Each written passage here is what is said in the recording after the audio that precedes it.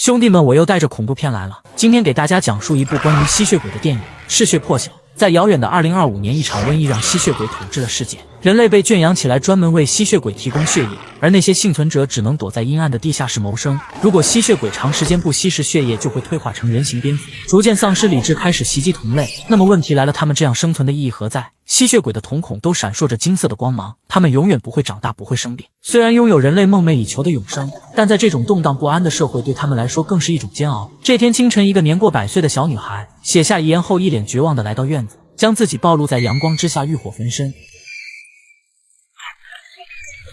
因此，为了更好的生存下去，他们制定了一个完整的社会体系，每天努力工作，购买昂贵的血液咖啡。为了避免被阳光照射，还在地下建造了极其丰富的人形隧道网络。资金充足的话，还可以给汽车安装日行模式。我们男主爱德华是一位资深血液专家，虽然他也是一只吸血鬼，但仍然保持着人性的善良，认为从极少的人类身上榨取鲜血的行为是可耻的，应该把心思放在血液替代品上。年迈的老吸血鬼无法工作，只能在街上乞讨。看着电视上的报道，更加失落，不知道自己能否等到人工血液上市的那天。饥渴难耐的他突然情绪失控，对着路上的行人发出怒吼。下一秒，2名警察出现，毫不客气地用电棍将其制服。与此同时，一辆豪车向这边驶来，车上的人正是首席血液专家阿华。看着那些永远长不大的孩子，陷入沉思。他必须尽快研究出血液替代品，否则用不了多久，那些老弱病残的吸血鬼都会变成嗜血蝙蝠。随后，阿华通过人脸识别后走进会议室，老大将一名死囚区的吸血鬼展示给大家，表示在他身上进行了脱血实验，也就是1个月不摄入任何血液。起初只是耳朵和牙齿变得尖锐，然后大脑功能受损，逐渐失去思考能力，最后彻底变成一只嗜血怪兽。通过最新数据显示，人类的数量只有 5%， 仅剩的血液只能维持到月底。如果不尽快研究出血液替代品，他们都会变成嗜血蝙蝠。阿华认为现在他们更关心的应该是人类的灭绝问题。此话一出，立马被在场的领导否定，强烈建议他进行人体实验。在巨大的压力下，阿华只能乖乖照做，将刚刚制造出来的人工血液注入到实验体内。刚开始各项数据都很正常，领导们对此非常期待。然而就当他们庆幸之时，男人的体温瞬间飙升。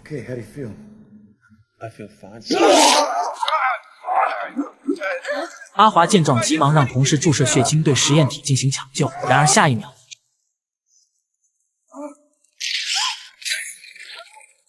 实验失败后，阿华非常自责，开车回家时一不留神差点发生车祸，还好他反应及时，一反方向撞向路边，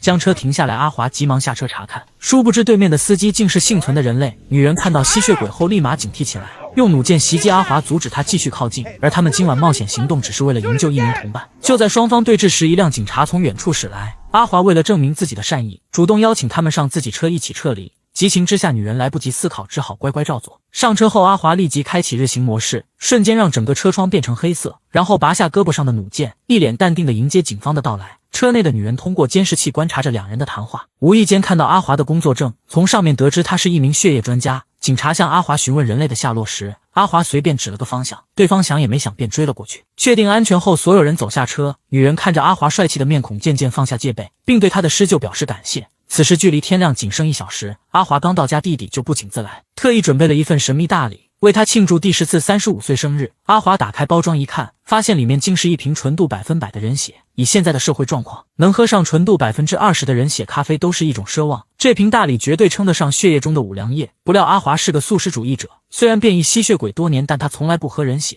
常年用一些低价的动物血代替，埋怨老弟不该把他也变成以吸血为生的怪物。如果哪天最后一滴血或者人类被用完了，他们都会变成嗜血怪兽。血液替代品意味着猎杀人类时代的终结。说着直接将整瓶人血倒进了下水道。弟弟急忙上前制止，但还是晚了一步，愤怒地将酒瓶扔向墙角，转身就走。结果没走2步，差点和一只怪兽里面相撞，贪婪地舔着墙上的血液。弟弟本想上前制止，结果还没出手就被对手击飞数米。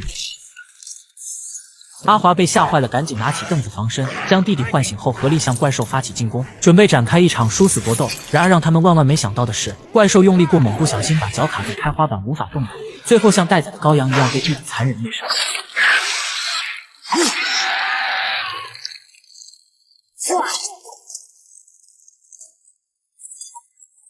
很快，吸血鬼警方接到报警后来到现场，老警员一眼看出这就是可恶地下潜行者，和其他同类具有一样的特征，都是因为血清素快速下降引发的变异。就在这时，验尸官从尸体上取下一枚婚戒。阿华听到上面的名字后被彻底震惊，原来他之前曾是这里的园丁，失去工作后因没钱购买血液开始袭击同类，最后变异成可怕的嗜血怪兽。这天清晨，阿华正在睡觉时，后门的警报突然自行打开。阿华知道家里闯入不速之客，小心翼翼地上前查看，结果发现入侵者正是他之前救助的女人翠花。翠花知道他正在研究血液替代品，但那只能给他们提供充足的食物，并不能完全治愈吸血鬼的本能。目前他有一个更好办法可以将他们变回人类，而且这些年一直在寻找信任的吸血鬼。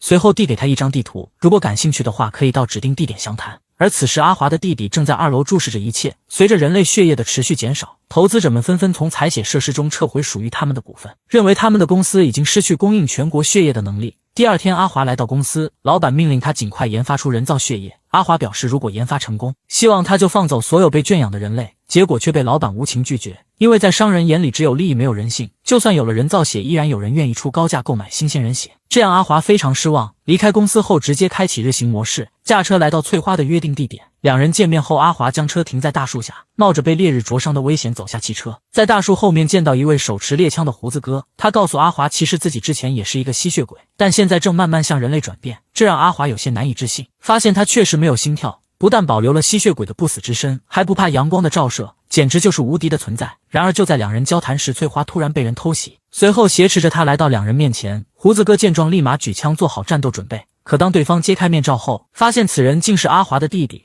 就在双方争执时，一辆装甲车从远处驶来，原来他发现哥哥和人类勾结后，提前呼叫了救援。急情之下，翠花趁机挣脱束缚，一把将弟弟推到阳光下。胡子哥见状，一个箭步冲上前将其打倒在地，然后举起猎枪向装甲车发射，可结果却毫无卵用。阿华赶紧让两人上车，迅速撤离。刚来到马路上，又有2辆装甲车追了上来，不断向他们发起猛烈进攻。很快车上的遮光玻璃就被子弹穿透，阳光从弹孔照进车内。胡子哥见状，急忙将阿华换下，通过细微的弹孔在树林里一路狂飙。3辆装甲车在后面紧追不舍，眼看就要被对方追上。胡子哥突然发现一座断桥，他知道这是他们最后的机会，只能放手一搏，猛踩油门，一路葵花带闪电成功来到对面。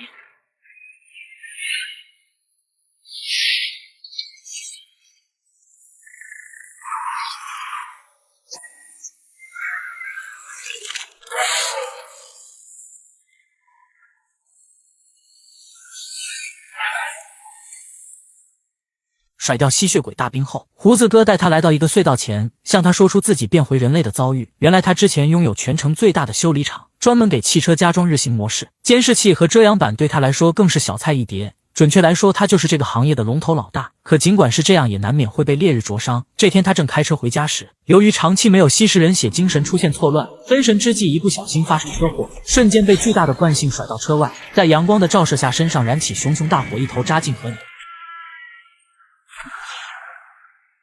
然而当他再次游出水面后，身体竟发生翻天覆地的变化。没想到经过烈日的灼烧后，不但没有死，还不再惧怕阳光，因此他们推测阳光照射的时间才是变回人类的关键。所以这些年他们一直在寻找信任的吸血鬼，希望阿华帮他们验证这一猜测。随后他们来到人类的秘密基地，阿华看着人们在一起生活的幸福场景，羡慕不已，询问他们在这里是否安全。不料胡子哥却调侃道，在这个被吸血鬼统治的世界，人类的安全就像不戴套找5块钱的小姐一样。这个酿酒厂原本是翠花的父母留下来的，病毒爆发后成了人们的藏身之处。随后他们给阿华介绍了另一位吸血鬼大壮，他正在全力研发让吸血鬼变回人类的解药，以此来拯救人类这个濒临灭绝的物种。随着时间的推移，实验室里被圈养的人类越来越少，都被抽干血液变成一具干尸。一夜之间，全球陷入血液危机，许多普通居民无法得到血液，用不了多久就会变成嗜血怪兽，即使花重金购买血液咖啡，纯度也从之前的 20% 下降到 5%。 男人对此非常不满，强烈要求服务员给他加入足够的鲜血，结果却被对方无情拒绝。由于长期喝不到新鲜血液，导致男人的情绪突然失控，趁女人不注意一把抢过血袋。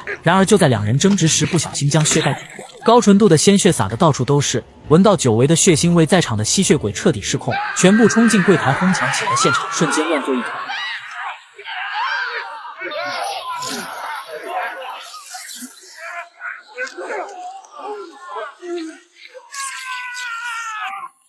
另一边，阿华正在没日没夜地研究解药。胡子哥表示，他当时被燃烧时，就像被一道闪电击中后重新激活了心脏，那一刻就像真空房间里突然充满了空气。阿华听后突然茅塞顿开，认为他们只要控制好日光的灼烧量，就能改变吸血鬼的血液。于是立马找到翠花连夜制定了一个方案，准备用葡萄酒的发酵罐作为容器。几人说干就干，首先在侧边割开一个孔洞，利用镜子的折射将阳光引到其中，到时候用顶部的排风扇进行灭火。然而就当他们一切准备就绪后，到外面拯救同伴的救援小队在返回的路上突然遭到袭击，对方是一群装备精良的吸血鬼大军，在绝对的火力压制下很快将他们全部捕获。女孩在最后一刻用对讲机向他们说明情况，人类基地收到消息后立马组织人员转移。可阿华看着即将升起的太阳不想就此放弃，决定放手一搏，在雇佣兵到来前完成实验。翠花和胡子哥看着他坚定的眼神，决定留下来陪他一起见证奇迹。说罢，翠花将镜子放到指定位置，调好角度。阿华进入罐体后，披上被水打湿的毛毯，一切准备就绪后，胡子哥打开隔板，在阳光的照射下，阿华瞬间燃起大火，被灼烧后发出撕心裂肺的惨叫。几秒钟后，翠花赶紧按下灭火开关，用顶部的抽风装备将火焰熄灭。遗憾的是，阿华身体依然没有脉搏。此时吸血鬼部队离他们越来越近，阿华没有喘息的时间，只能再次开始一次次加大火力，不断尝试。最后经过3位真火的洗礼后，阿华虚弱的倒在地上，瞳孔由金色转变成灰色。实验成功，阿华终于变回正常的人类。然而就当他们为此感到庆幸时，吸血鬼大队已经破门而入。可当他们打开发酵罐的大门后，发现里面空空如也，殊不知3人就躲在下面的水箱里躲过一劫。危机解除后，阿华满怀期待地走出房间，尽情享受阳光的温暖。这一刻仿佛所有忧愁都被驱散，给他带来无尽的好运。另一边，被捕获的人类又被带回那个充满恐怖的炼狱，而那名女孩却被安排在豪华的办公室。随后大老板丧彪走进房间，原来女孩竟是他失散多年的女儿，年幼时因拒绝变成吸血鬼而离家出走，没想到如今已经长大成人。女孩恳求他放过自己的同伴，结果却被无情拒绝。而更变态的是，他居然找来阿华的弟弟，让他强行把女儿变成吸血鬼，关在暗无天日的地下室囚禁起来。可让他万万没想到的是，尽管如此，女儿依然保持着人类的意志，宁可吸食自己的血也不饮用人血。最后身体发生变异，成了一只嗜血怪兽。没过多久，血液库被彻底清空，吸血鬼得不到血液，开始互相残杀，因此导致嗜血怪兽的数量迅速蔓延。为了防止暴乱，各大城市纷纷进入1级戒备，开始抓捕隐藏在地下的嗜血怪兽，然后用铁链将它们串联在一起，在装甲车的带动下一步步走向死亡。就连丧彪的女儿也不例外。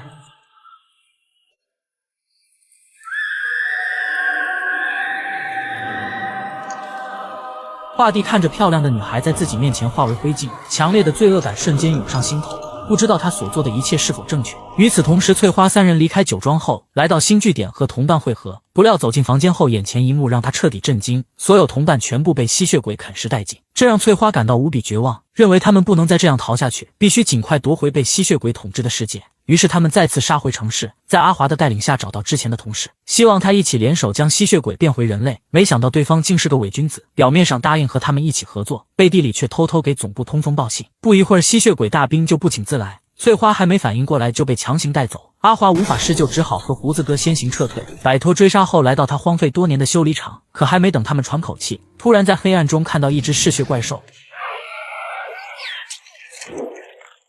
千钧一发之际，画地及时赶到，看到变回人类的哥哥有些难以置信，而他却因为食物匮乏已经虚得不能再虚，用不了多久也会发生变异。借此机会，他向阿华说出之前咬他的原因，如果当初不那么做，阿华只有死路一条。他不想失去哥哥，所以背叛了他。阿华得知真相后，兄弟俩终于冰释前嫌，邀请弟弟和他们一起拯救翠花。不料胡子哥刚放下戒备，饥渴难耐的弟弟突然兽性大发。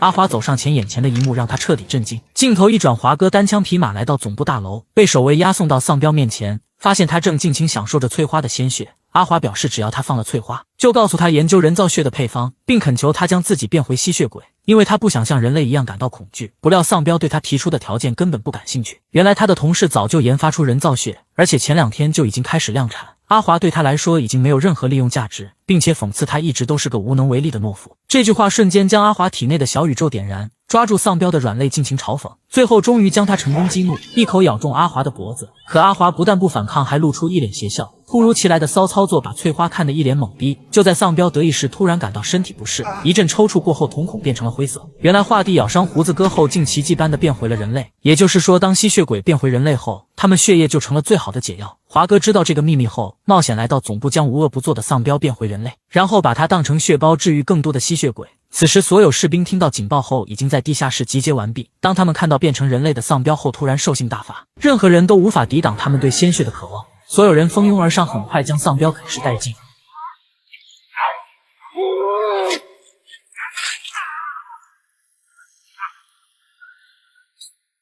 另一边，阿华正准备翠花逃跑，不料刚来到门口，正好和几名士兵迎面相撞。千钧一发之际，华帝帅气登场。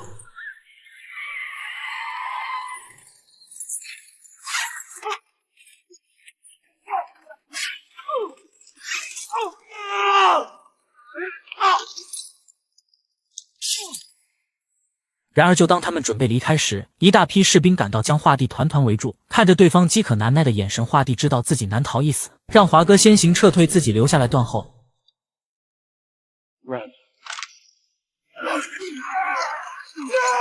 然而，就在他分神之际，翠花突然被另一个吸血鬼偷袭，阿华急忙追去，将悲伤转化成力量，很快将吸血鬼一一消灭。阿华从监视器上看着弟弟被撕咬，却无能为力。很快，这些吸血鬼大兵就变成了人类，可还没等他们反应过来，又一群吸血鬼士兵赶到，双方确认过眼神后，再次展开一场厮杀。